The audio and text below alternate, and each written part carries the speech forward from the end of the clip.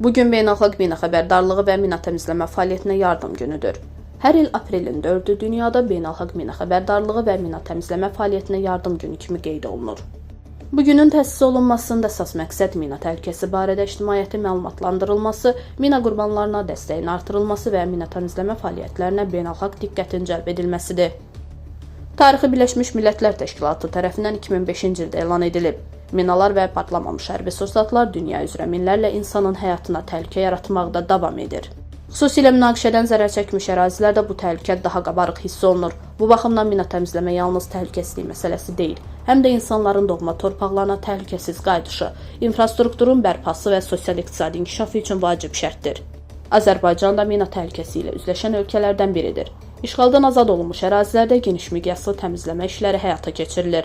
Bu prosesdə əsas rolu Azərbaycan Respublikasının Mina Təmizləmə Agentliyi oynayır. Mütəxəssislər bildirirlər ki, mina təhlükəsinin aradan qaldırılması uzunmüddətli və mürəkkəb prosesdir. Bu səbəbdən beynəlxalq əməkdaşlıq, texniki dəstək və maarifləndirmə tədbirləri xüsusi əhəmiyyət kəsb edir. Bu gün həm də mina qurbanlarının xatirəsinin anıldığı, təhlükəsiz gələcəyi üçün birgə səylərin vacibliyinin vurğulandığı əlamətdar tarixdir.